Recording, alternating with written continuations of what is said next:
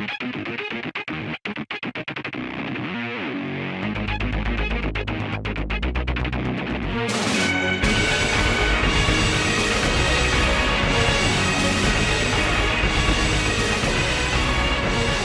almost missed it.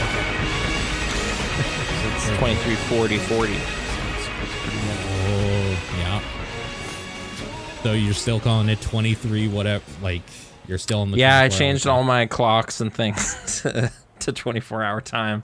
It's weird how, like, when you have to deal with it so specifically for, like, a few years, you just don't see time the same way anymore. It makes more sense. Like, it's a 24-hour day. Like, it, yeah, I don't know. Yeah. It's not as weird as, like, internet beats time or whatever. So...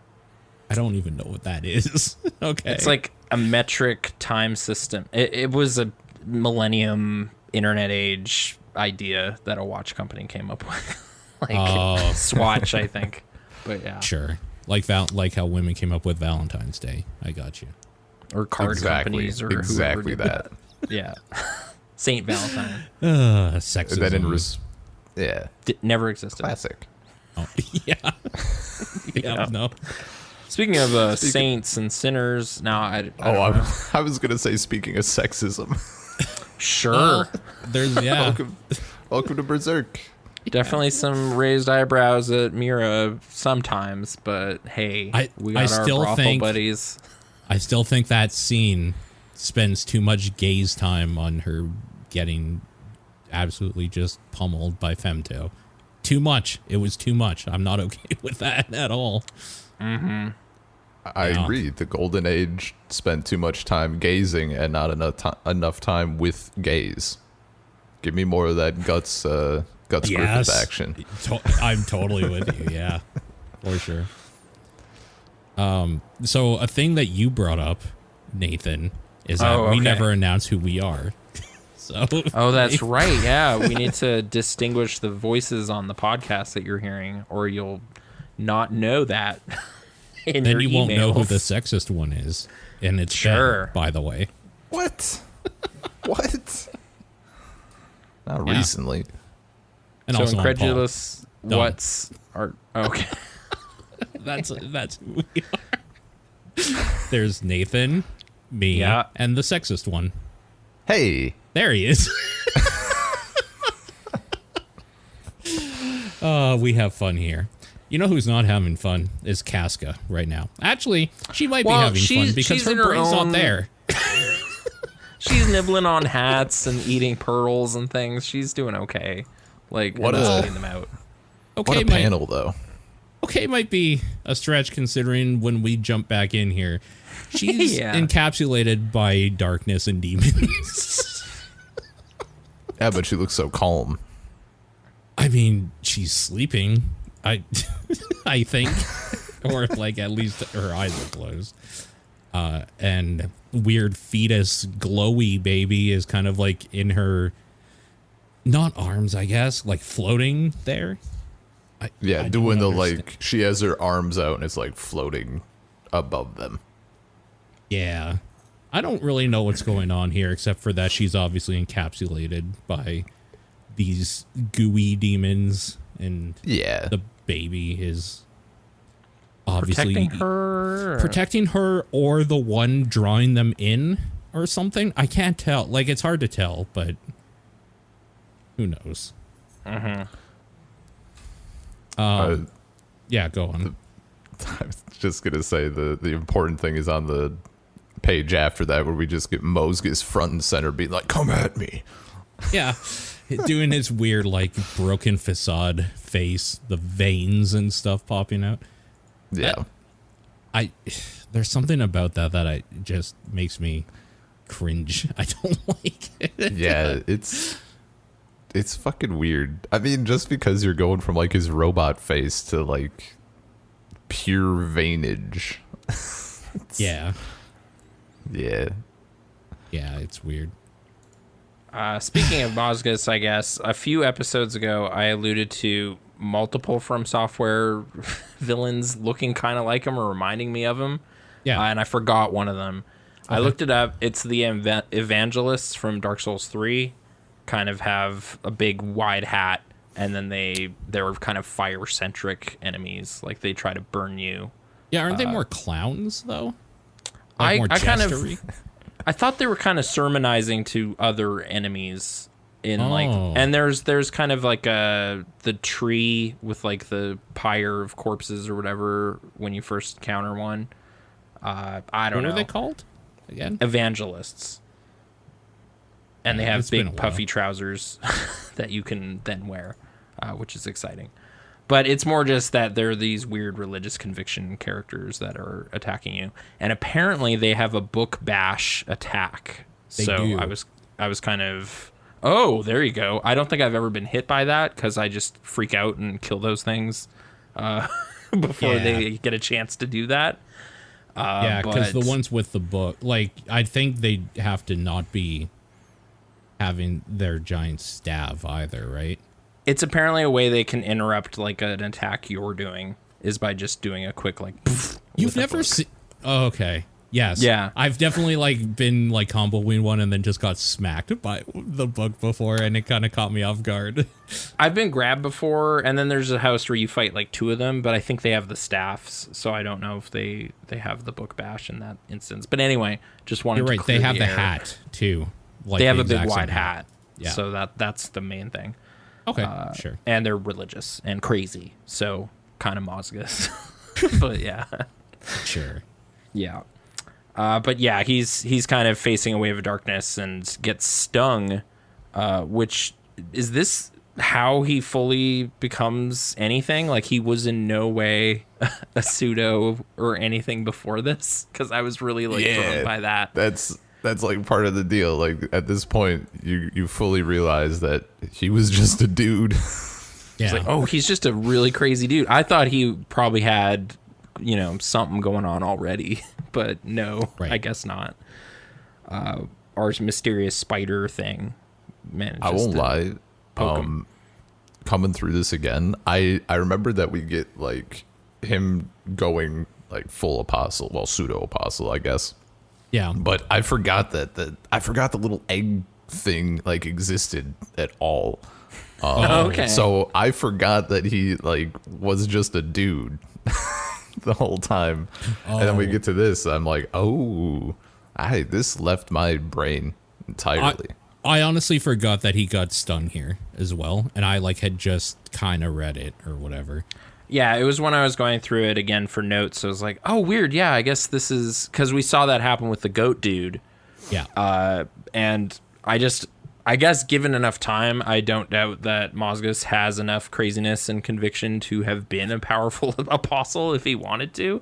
Sure. But he never gets that chance because he turns into this weird thing and then has to fight guts right away. So is the theory here, this like sting or whatever... Just,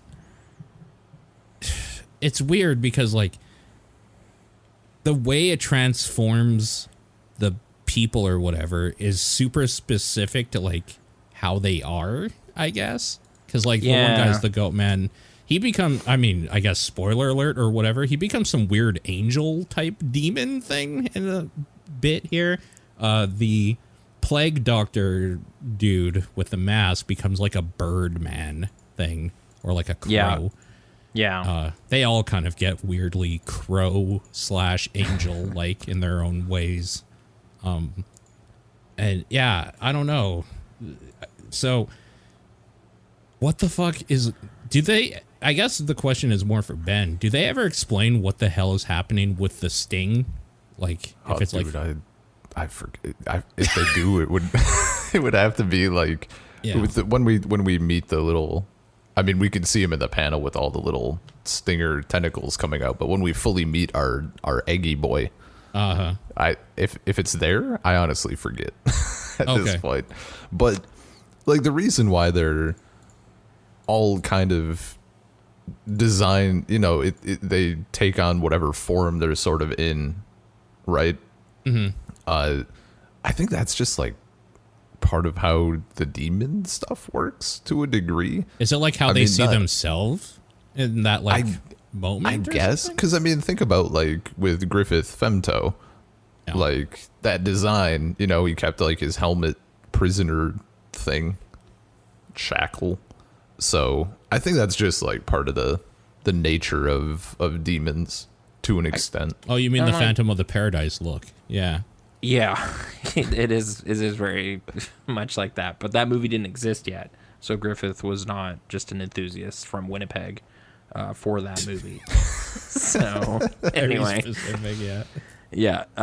Okay, but I guess we saw like Rosine turn kids into other fairies, but it's not like each kid had their own demon form or anything from that. They just kind of fit her thing. Sure. You know?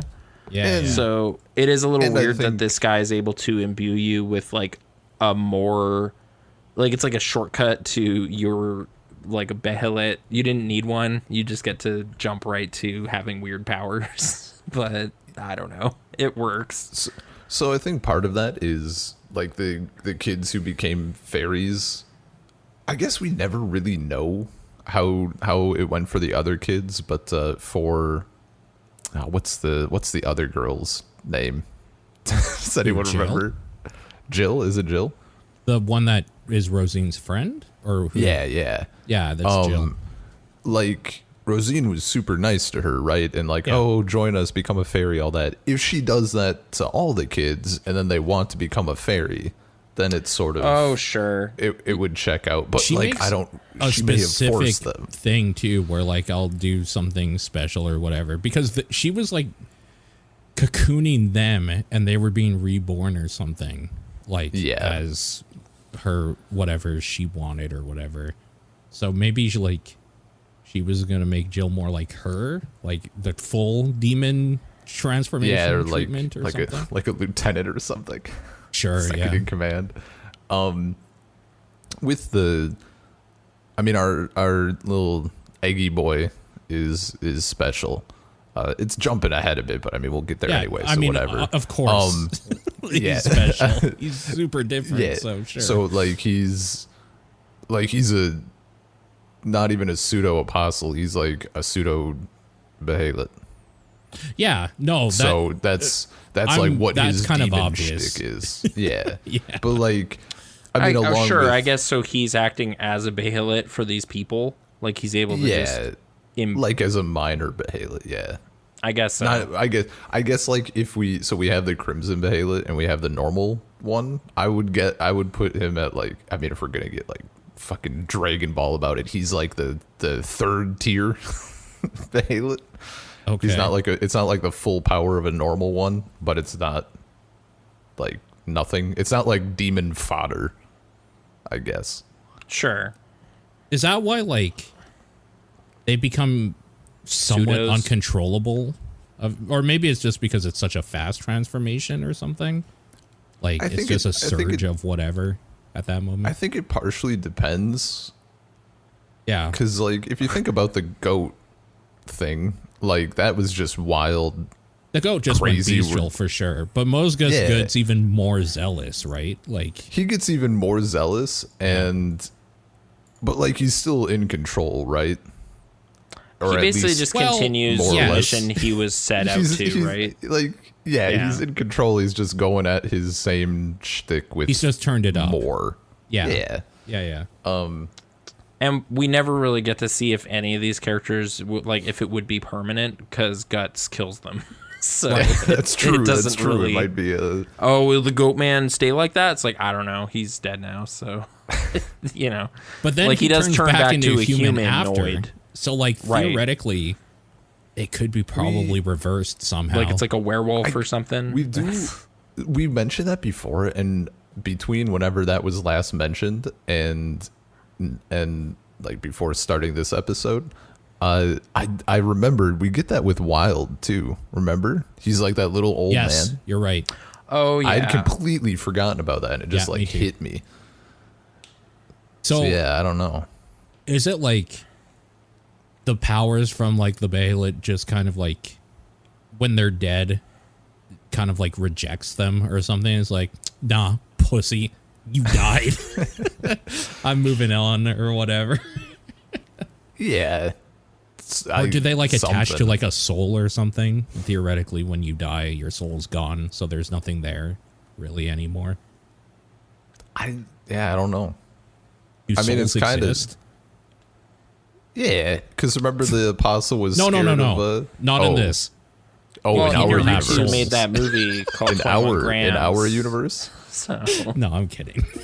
when you die, your weight goes down 21 grams according to that movie. So, you know, Sean Of course, Penn. souls exist. It's a popular Smith game movie. series.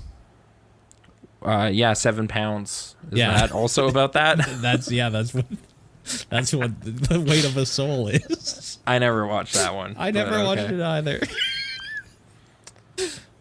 Anyways. Yeah. All right. So Mozgus gets stunned with another 7 pounds of soul and gets a little bit crazier. I mean, it just goes batshit here. So the big demon blob bursts through to the temple, and we just start getting kind of the confluence of everything that's happening here, where Mozgus breathes fire or something. It's Our God gang breath. is Yeah. Lusa and Ko are running up the stairs, and just like they run into the demon blob, and then just a pillar of flame, and it's fucking Mozgus and his boys, and he's like holding Casca and stuff. But like Dude, flame it's is coming cool. out of his mouth and burning the like brim of his hat, so he It's fucking breathed cool. that flame, right? Yeah. Yeah. Oh, totally. Okay. All right. Yeah. Okay. Cool. That I was just making sure that I was reading that drawing correctly. Yeah. Yeah, he's able to do that now because of the sting. Pretty fast acting. Fast acting. He became Buddhist. Yoga flame works every time. But apparently it like actually super worked because the darkness is completely gone now. It was everywhere. Fire, I guess, is its counterpoint, so it really makes sense, I guess, as we go on. That'll be spelled out more. Fire and light. Yeah. Both Yeah. things. Yeah. So sure. That makes sense. But maybe more importantly, he has Casca now. Just in his arms. And he flies off with her. It's like, yo, we gotta burn her. That's what we gotta do. So Yeah. then they all pop wings and fly out. Yeah. Yeah. All the torturers and stuff, too. So maybe it's just me. That was the moment that I was just like, this manga is fucking stupid. Like, I don't this think is it was some that dumb moment. shit going on. It was his second form that I was like, that's some goofy 90s action right there. That's like a Stretch Armstrong or something. It's weird. Yeah, sure. Yeah. I don't think they sprout wings yet. No? Well, there's a No, there's not a yet. little bit of a fight going on here, but it's when Guts shows up. Oh, okay, yeah. Because they're fighting the crew that was running up the tower, Jerome and them or whatever. But yes, it's soon because Guts shows up, and of course, when Guts shows up, Things escalate. I mean, yeah, buildings start falling apart because he's cutting through rocks and horses and whatever. I do want to shout out the panel when he shows up. His sword, like in the center, and it's like it's cutting the panel a little bit. Oh, It's just white. Like that was a great shot that we haven't really seen that exact shot before thus far. It's just super cool. Yeah, I'm trying to find the specific one. I think I jumped a little too far ahead. 34. Yeah, I didn't Page jump far ahead 34. enough then. Actually, I was still. Well, you guys were talking about Guts, so I went past sure. some of our I see other what stuff you mean. here. Yeah, no. Super cool. Also, Skull Knight.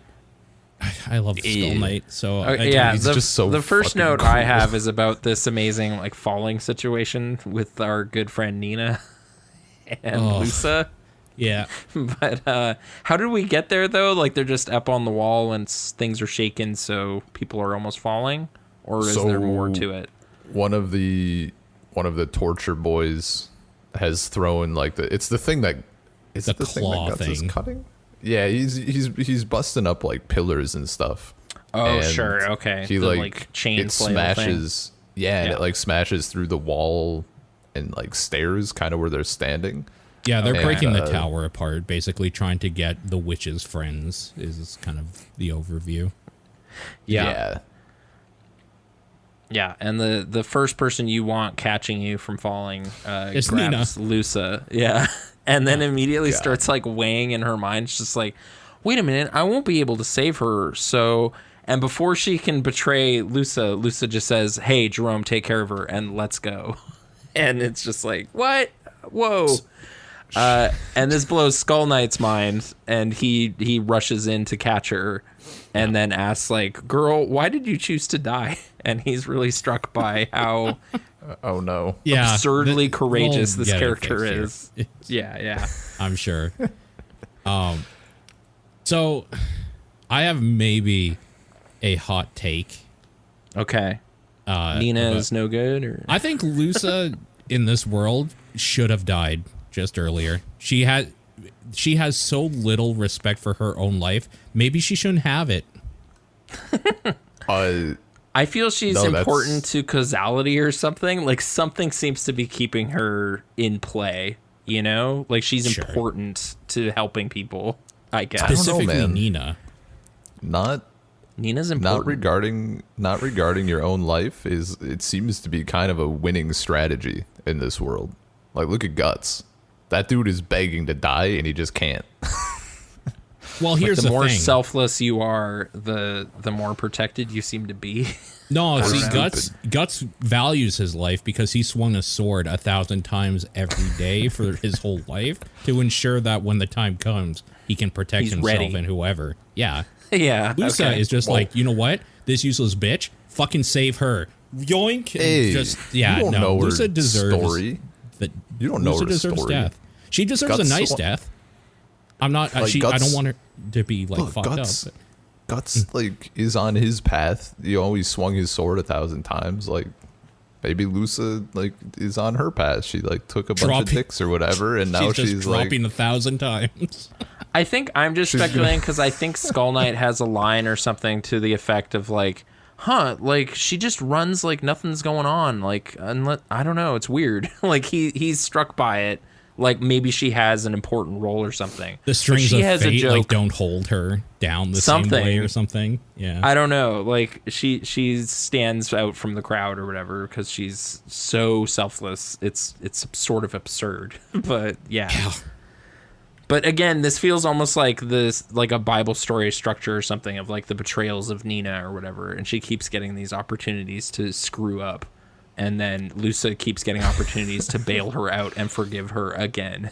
You know, like it's some parable about friendship or something. I don't know, but I kind of like it. It's a fun character dynamic. It like when you brought it up the last time, I definitely see more and more what you're saying, like the fable of like the strong and the weak or something. Or like I think it's Peter keeps getting put in positions where it's like, hey, Jesus, you were a good friend of him, right? And it's like, what? No, I don't know who that is. Yeah, like, before the you cock crows 3 times or whatever. Yeah. And then he feels all embarrassed or whatever. This is like, you will totally fail Lusa a bunch of times. You will ostensibly kill Lusa 3 times. And she will survive all 3 times, so we penetrate your stupid stubbornness and teach you a lesson about life or something. And then her and Joachim can have an important kid that'll play into things later. I don't know.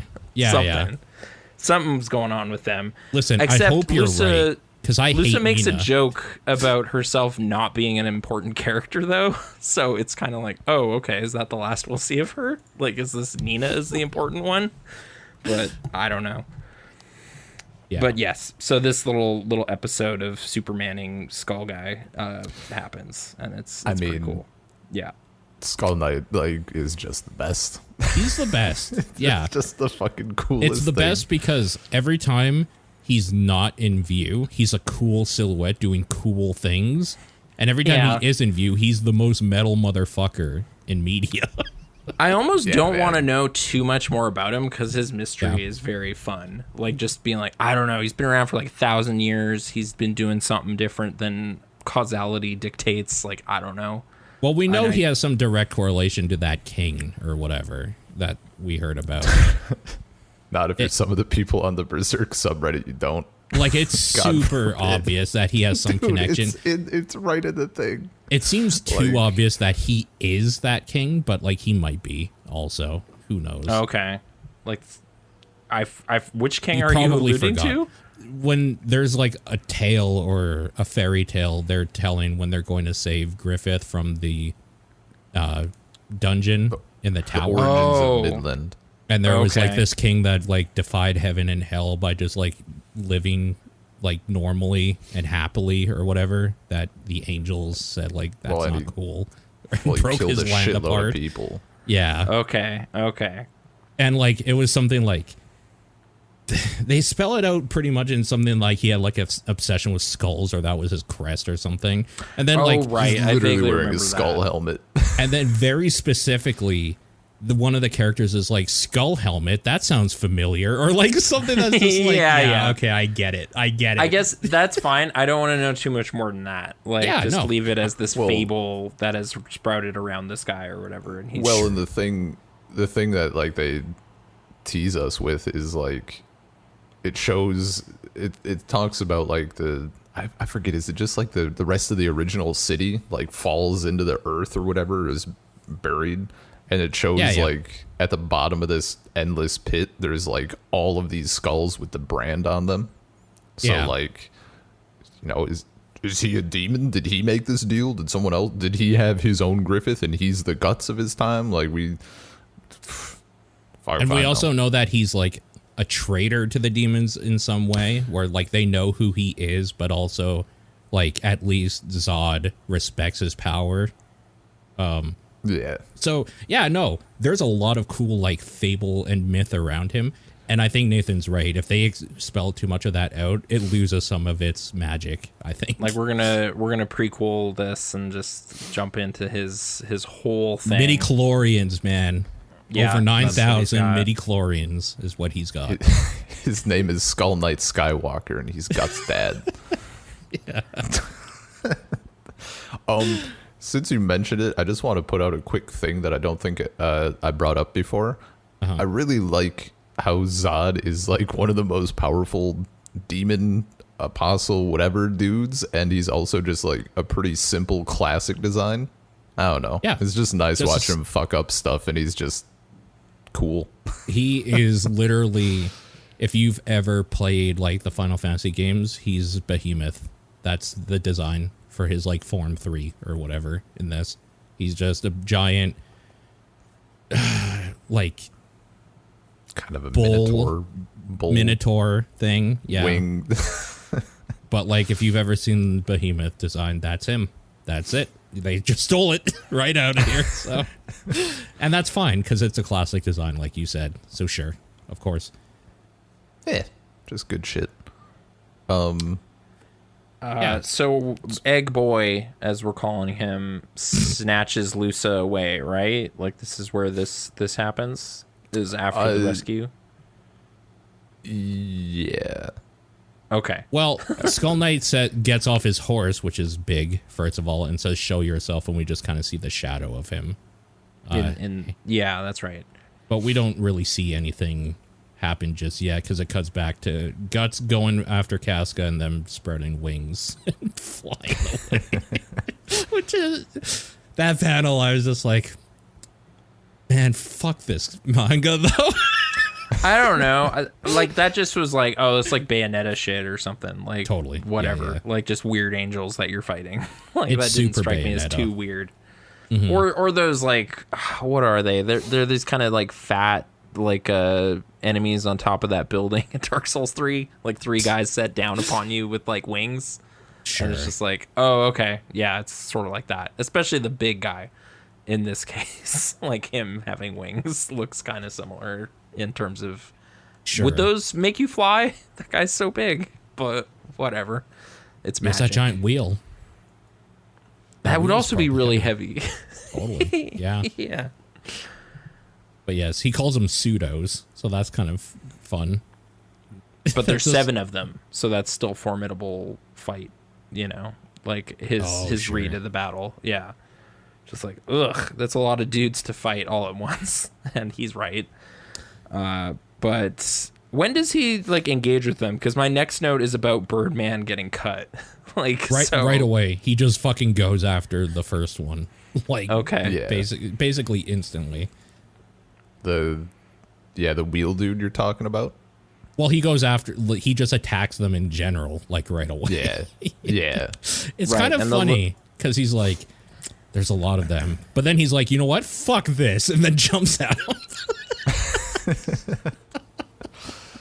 Oh, is this where like the bird guy kind of steps in to be like, hey, we should split up though. Like you go do your holy deed. The twins will look after you. We'll fight him. That's our job. And then so you get 4 on 1 kind of thing.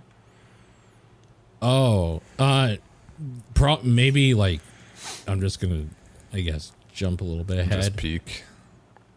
I think it's after he starts like kicking the shit out of them that they decide maybe like we should you best fall back. Like I'll step into this situation.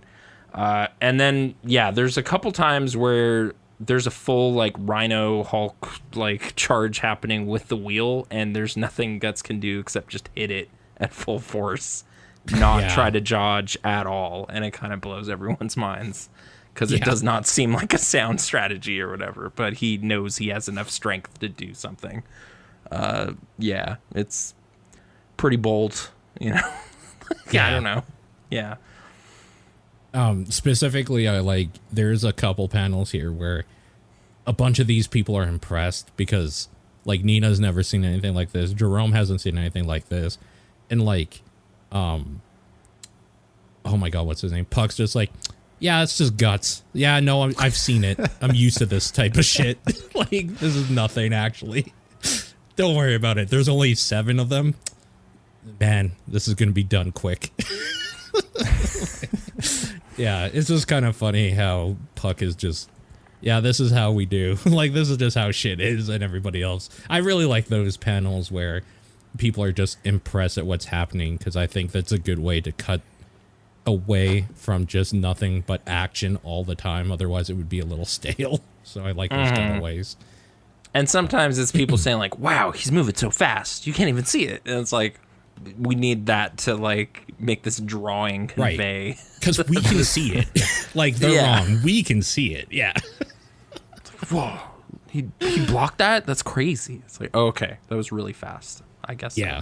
This is where we get like the weird more transformations too, and then they've really become Bayonetta characters. Like the one dude's like mask comes off or whatever, and he's just like a cherub head or whatever. That didn't even read right to me. Whatever. The first time I saw it, I was like, oh, who's this guy? And it's like, that was the guy. He just doesn't have his mask on anymore. And it's like, oh, weird. I didn't expect him to look like that. Funny. So.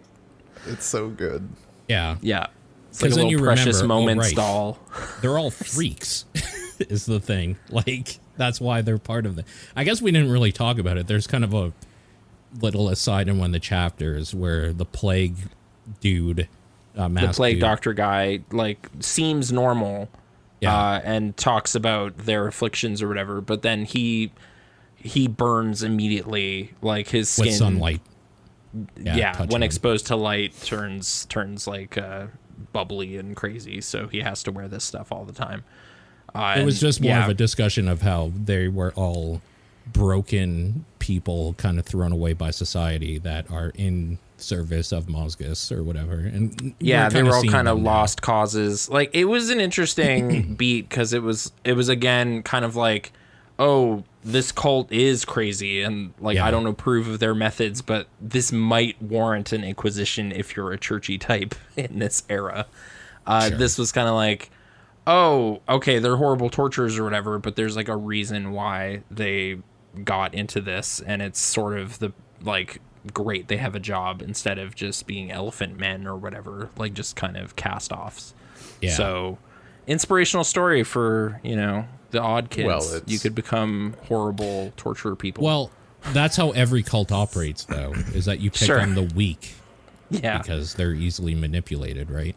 But he's gotten all these guys to just bulk up. Like, they're crazy well, 6-packs on everybody. I didn't mean physically weak, but yes, you're right. He did put like them even through the little sword gray tests. rat guy is just totally ripped. It's like, oh, he can pluck eyes so easy.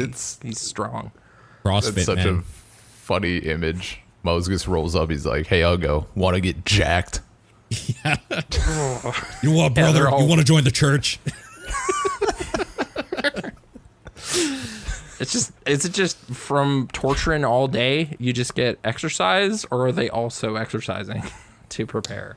Yes, Yeah, probably a little bit of both. In That's their off lives. time, Yeah, hitting the church gym.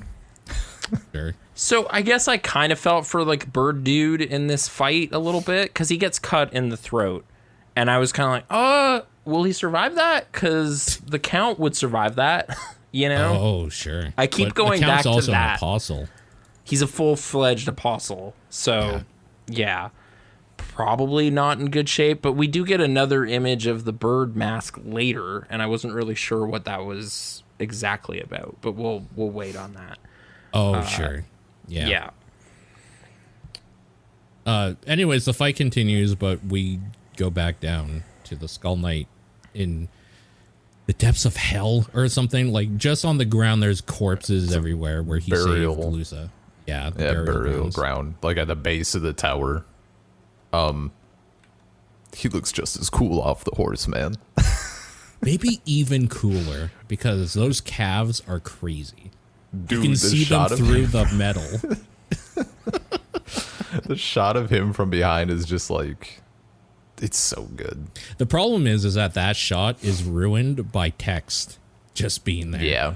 Like that image without any of the text, because what you can't, at least on my version, I don't know what your guys' version looks like, I'm assuming similar, is that where it says conviction arc, birth ceremony chapter, one unknown in the depths or whatever, like that's where it's supposed to be the silhouette of Eggman. And Yeah, and he's you you could, can't see it. Yeah, it's Almost. blocked a little. So that would, again, it's one of those things that this would be a cool poster without all the words everywhere on it. Sorry, you just used the word Eggman, and like my dumb thought earlier today was like, did Mira just kind of go like, no, I need a more literal interpretation of that. Like this Sonic character isn't cutting it. You know, That's not an Eggman. that's not an Eggman. I'll show you an Eggman. This is an Eggman. Right, exactly.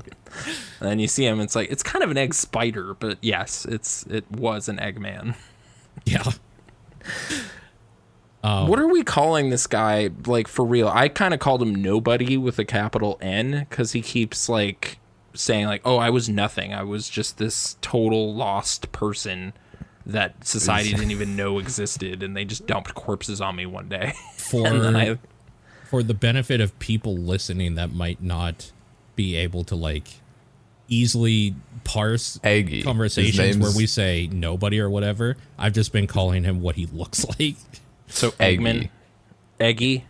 Eggman. Yeah, you know, Eggman. John Koopa. Eggman. Yeah, okay. All right, so Egg Boy. Because then it gets, like, weird if we start saying, like, yeah, so in this area, like, Skull Knight is standing He's opposite talking to of nobody. Right, exactly. Yeah, okay. So he's talking to himself? No, he's talking to nobody. Right. The character. But okay. You know what? Maybe, Ben, does this character have a name? Should we just, like, spoil that? Or is that, like, actually a spoiler? It's like, yeah, his name is Griffith. His name, Griffith. Griffith's Actually, no, the fat reveal is that this is Corcus. It was always Corcus the whole time. Dude, fuck Cork. You know what? We're not reading anymore. This is the last episode. But he was a prominent, like, almost knight. He's not a nobody. Okay. No, we don't. It's like Gollum or something. He's just this weirdo. Gollum. Yeah. No, he's just Huge Gollum vibes. Like, actually, though. Yeah. Gollum vibes. I also got kind of Skull Kid from Majora's Mask. Like, this kind of weird, like, vengeful little soul that's out there, and then he gets crazy power or whatever, you know? Sure. But no, we're specifically told, like, he's never had a name. There ain't no one for to give him no name. Like, born in the trenches or something and just crawled into a hole to live, and then they threw corpses on him. Yeah. I mean, literally, like, that was his... Like, the plague happened, right? So there was just a bunch of corpses being thrown in this ditch he happened to live in, and he got crushed one day, I guess, and wished for revenge. And then the god hand heard his cry, and that's how it happened. He found a stone. He found a behelit down there, right? That was one of the little beats. Yeah, okay. Can we... is he the furtive pygmy, technically? Just like has one of the Lord souls, essentially, just a nobody? Like, is that a similar character type thing? Which character is that? Like the... It's one of the, like, original lords in Dark Souls or whatever. Because you know how the soul was split up and, like, a bunch of people got one? One just went to, like, this little shitter in the, like, hollow lands. Oh. And that's what humanity, like, sprung from. And, like, weirdly, this dude's kind of creating his own form of, like, demons. So he's birthing the perfect world is his mantra or whatever. Yeah. And I guess his sacrifice is just everybody because he doesn't care. The world. Well, yeah. So it's a super interesting little shtick we get from him about like, because we do end up like finding out that his dream is to get the perfect world or whatever. That's his wish, and like he's the egg of that world or whatever.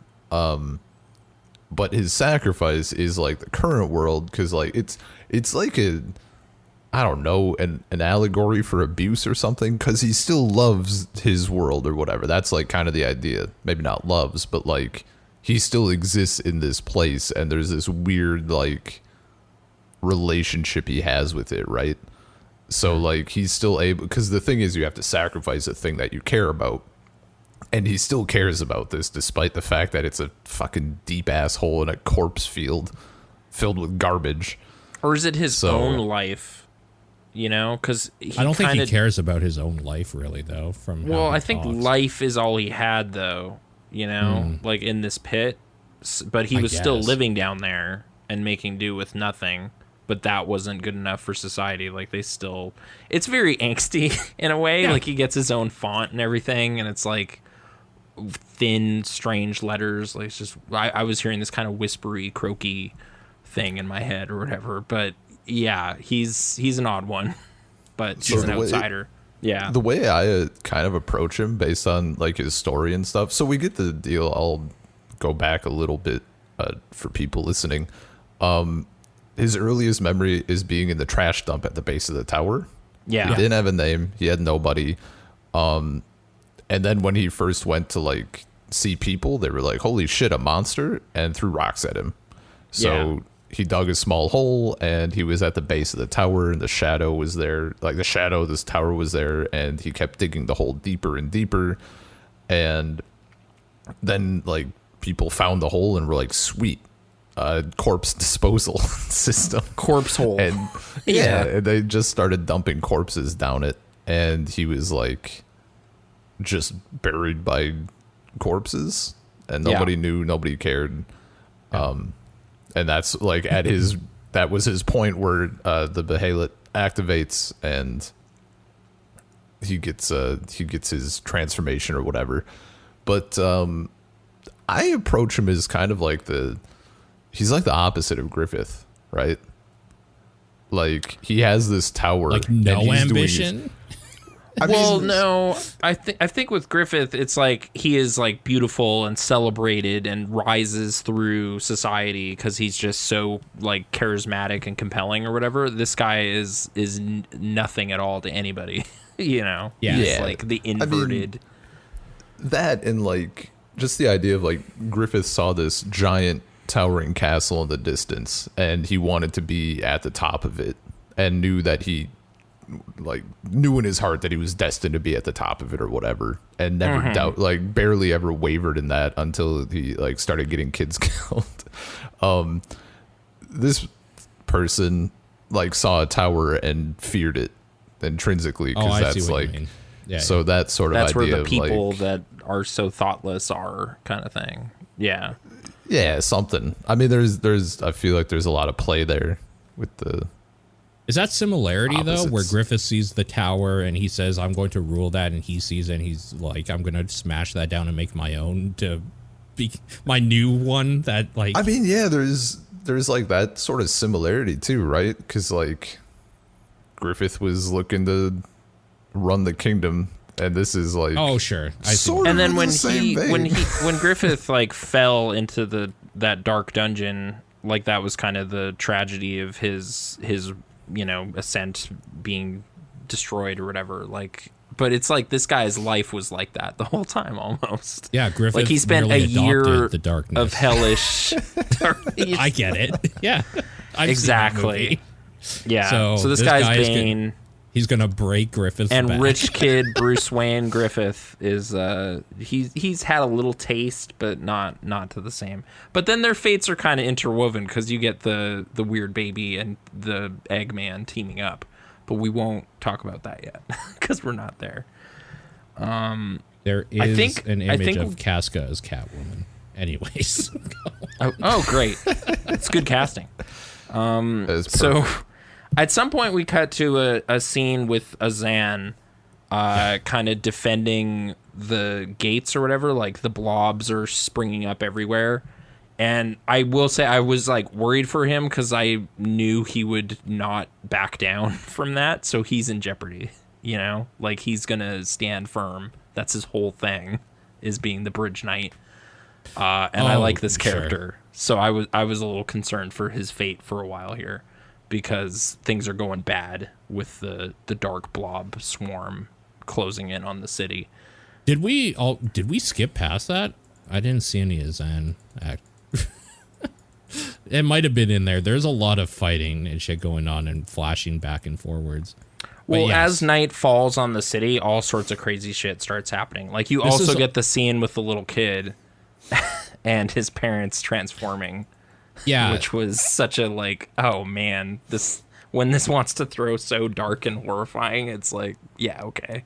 Yeah, no, you're right. This whole part is kind of like a bunch of shit is happening in different parts of this area at one time, so it's kind of splitting between them. Yeah, a wave of darkness is kind of spreading over this whole area as the prophecy comes true or whatever, like the echo of the eclipse happens. So, yeah. But do you remember this little kid? He's like hugging his mom and goes, Dad's turning into a horrible monster. And then looks up at his mom and she's a horrible monster. Yeah. And then he's toasted. So, yeah. And there's like an image of like the city on fire and monsters feasting on like intestines of a kid. And I assume it was still him. Like he just got smoked by everybody. But it's hard to say. Sure. Just a little like 2-second horror movie happens for this guy, and then bad things are happening all over the place. Yeah, Azan like standing firm with his small platoon against the thing of unfathomable power that he's never going to be able to break or whatever. He's good with that club, but there's no way he can bash that. Maybe if he puts like a lantern on the end of that club, and then he's more of a Dark Souls character. You're right, but also piercing damage is better on blobs, right? And he's got a blunt weapon, so he's in trouble. Like, there's no way this is going to go All he needs are black fire bombs, and he's probably going to be okay. Well, hopefully. Yeah, but it's looking bad. It's looking grim for him. So we got the pyre being set up also. Like, it's witch burning time pretty shortly here, right? Yeah, I guess the like faithful or whatever you want to call them are like setting up the pyre while they're trying to get Casca to it or going to. The fight's still going is the thing, and like it sucks because you can't do a good podcast talking about how cool a fight looks. Blow by blows of a fight. Yeah, I don't have many notes about the actual fighting because it's like. Yeah, I have one. It's Puck's big moment. The dude with the wheel is like, I find it interesting that his one move essentially is just run at him with the wheel out in front, and then that just gets like accelerated when he has wings to basically help propel him faster. I can fly even faster with my wheel bash move. And like it's the same. I don't know. It's the same attack like 3 times. I don't know. It's just weird to me. But also, I've definitely fought video game bosses where they did the same move like 10 times in a row, and I just waited for an opening. So I guess I get it. Yeah. Maybe this time. And just rushes in there. Who's all in this? You get the little eyeball plucker guy. I feel he kind of gets unceremoniously tossed aside. Yeah, doesn't he just get like smacked like a gnat or something? Yeah, I don't know that he gets like a big hero move on his part. Bird guy is already cut, right? So that's over. He's out at this one. And then Bird guy hasn't done anything yet. He's the one that says like, Master, you go deal with the witch. I'll like help take care of this. And that's when Mozgus sorry. Yeah, I was just, my note about him getting cut in the throat was way earlier because it was my main thought about him in general. But yes, he has like a head clamp thing or whatever, right? Like with the spikes all over it. I think so. Yeah, that's his deal. Oh, right, yeah. It's like the neck thing, right? That you would put around like somebody's neck to pull them along with you. He doesn't get unmasked. Like all the other guys get their masks burnt or thrown off at some point. But I feel like he's always Bird. Well, his mask is morphs his into face. His face. Yes. Yeah. He becomes an actual like bird guy, I guess. The Birdman, which was stolen for that Michael Keaton movie. He becomes Michael Keaton. So yeah, Mira just influencing more stuff as we go. I don't really like that movie, so I never saw it. I like that amidst this fight, Nina is also thinking about running away. Like there's a moment with her of just like, all right, like this is bad. I'm going to die up here. So I should leave. This is the one time that I'm like, yeah, you should. Like this. What are you even doing up here anymore? You should not be here. You should get out of here. But it's just like not guts. I feel like you would have been dead already without these warriors all around you. Like, you probably should just stay put. But her cowardice knows no bounds or logic, and she's always ready to book it. Yeah, shortly after this, I think it's the twins, right? They have their big claw clamper thing, and they're trying to get everybody. Like, Puck does this flashbang move that I thought was kind of cool. Because they don't, like, chibi him up for this. He actually just gets to be in his like full form as he does the Puck flash. Yeah, what does Ben call him? The walnut Puck? He's not walnut. Chestnut. Puck. Chestnut. Because he looks like he does chestnut. not turn into a chestnut for this scene. He just flies up there like Superman and then does a flash. That's like, is that outside the tower? Yes, I'm jumping outside the tower. These are my notes. Okay. I'm not literally looking at it like you guys. So. Yeah. Sorry if I skipped over something. No, there's just a lot of fighting, and it's fighting and it's mixed with like everything else. Like we cut back and forth a lot. So like in between this, you get like the tower falling and turning into the pseudo hand. Yeah, I'm holding up my hand for the audio listeners. Yeah. A volume does end on like, oh my god, look at that, and then it's like the tower has crumbled into fingers, reaching up into the sky. And we see the entire.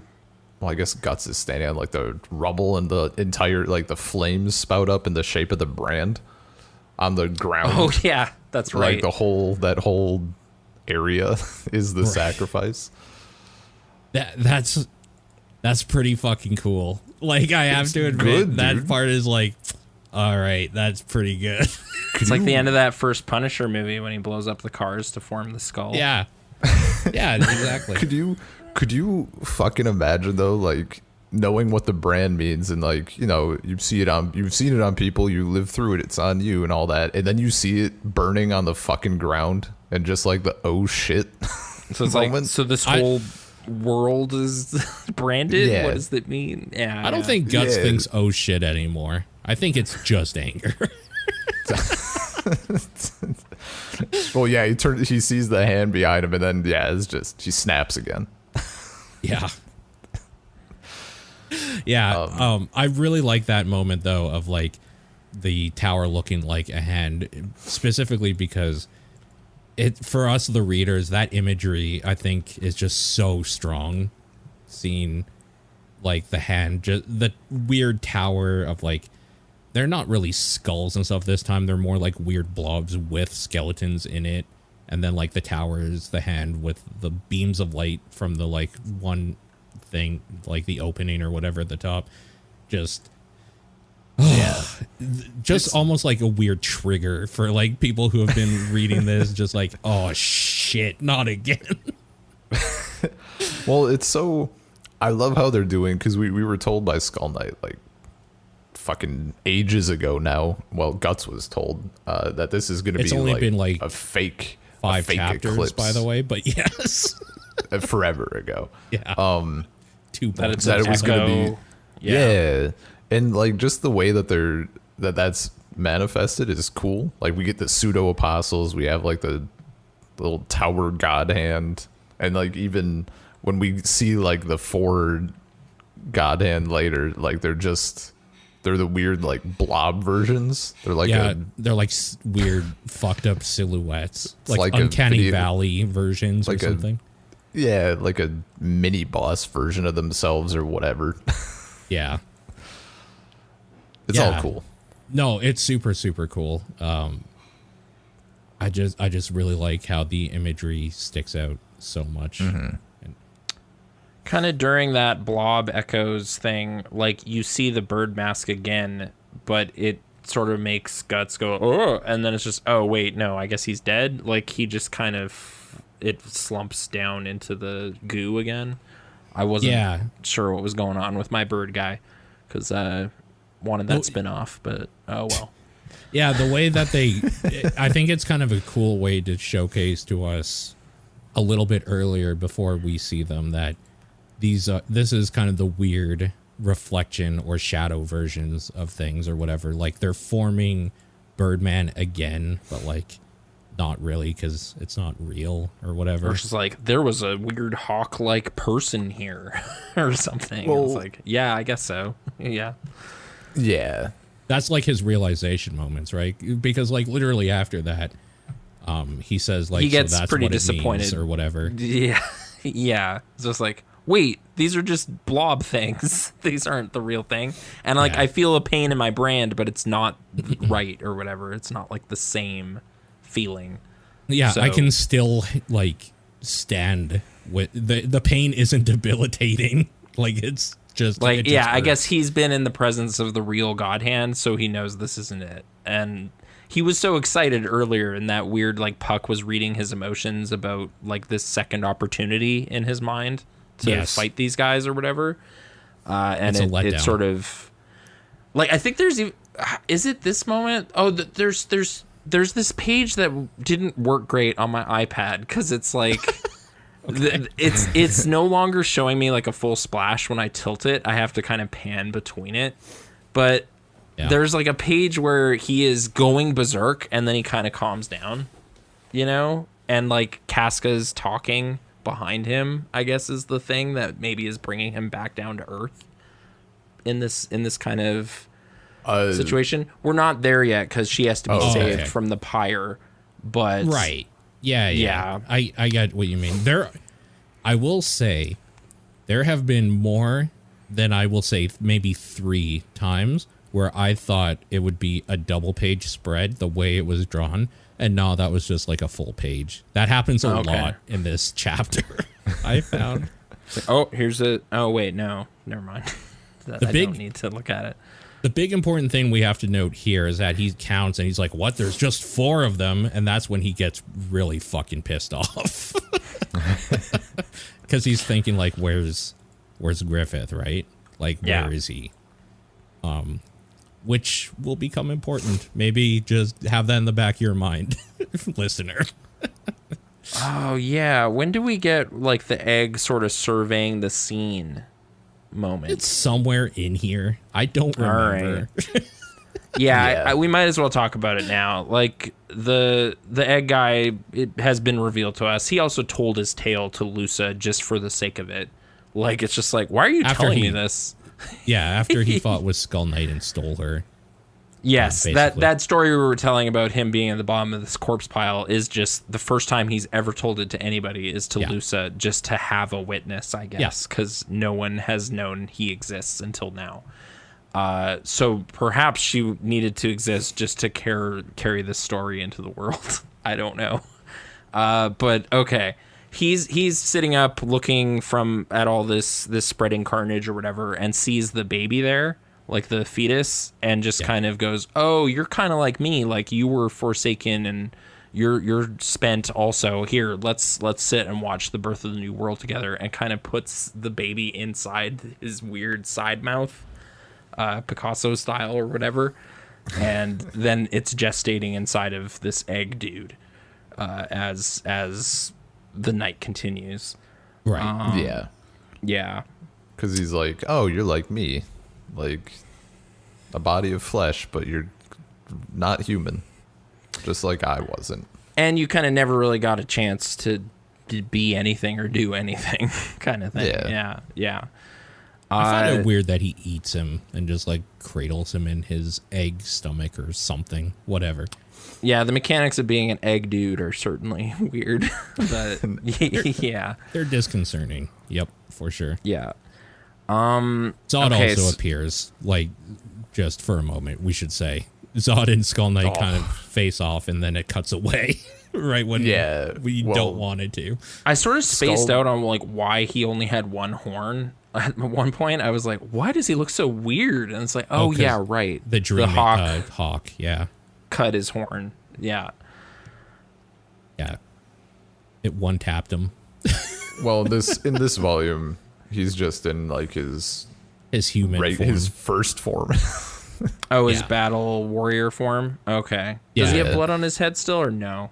I guess he has a scar. I think there's a scar. Yeah, dude. Okay. I love Skull Knight being like all moves as if parallel to that time, and then fucking Zod is there. It's just so good. Because it makes sense. That's when they fought, right? Is when this happened the first time or whatever.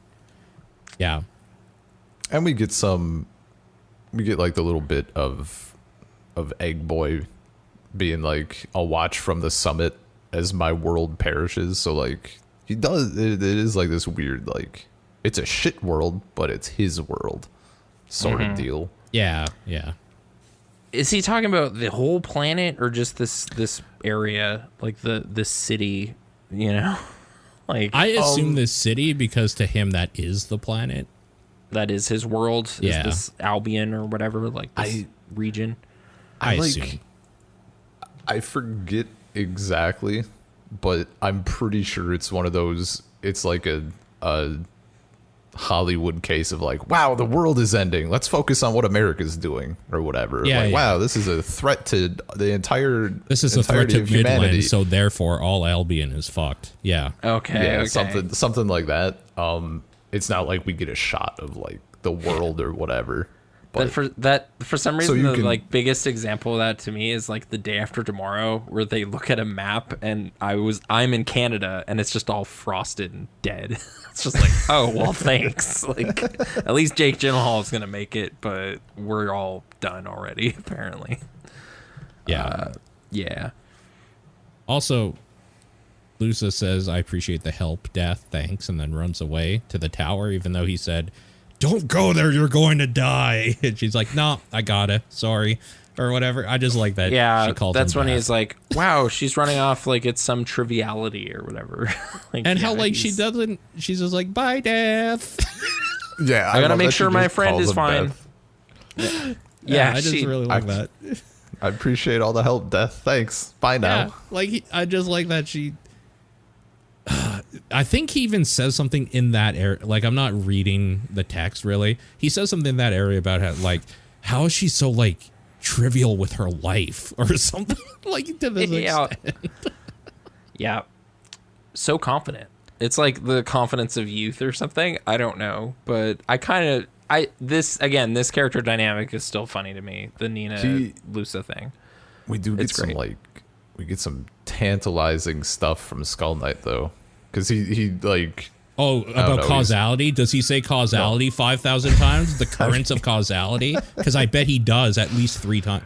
Fuck causality. That's what I'm saying. I mean, he's thinking about, wow, like this bitch is just running off. Like she didn't wish to rely on my power. Like she's acting like this is trivial, and he's like ignorant foolhardiness, or else. And then he just leaves it at that, and you're like, or what? Or what, Skull Knight? Tell me. Actually, Ben is right. That's what I was alluding to. Yeah. Okay. With that much horror before her eyes, that bitch herself cast herself back in the middle of it. It's right there. Yeah. But it's a respectful dat bitch. Like he's like, wow. Yeah, not like oh that fucking bitch. More like, oh what a bitch. Oh bitch. Yeah. It's kind of fun. He's impressed. Yeah. Skull Knight's going, oh bitch. I mean, yeah, we all remember how when he saw that Guts was still alive for the first time, he went, damn, struggler. That's struggle. We can't use the hard R. Exactly. Oh my god. So stupid. All right. I just have a brief like scene here with Azan, like the moment where the town kind of betrays each other and he's so dismayed at humanity or whatever. Like he's valiantly fighting with anybody who will stay to ward off the creatures, and then the gate slams shut. It's like, no, what are you doing? Like there's more people out here that you need to evacuate. And then there's just this shot of like these cold, like dead-eyed people behind the gate. And he's just, I hate this. Like, I don't know. I really felt bad for him because he's giving his all to buy them time, and they just so human.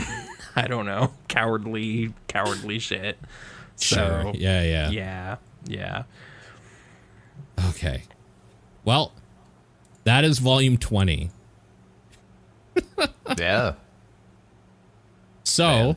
What I think I'm going to do is this is where a cut's going to happen. We can keep talking if you guys are up for it. Oh, okay. So we're ending an episode?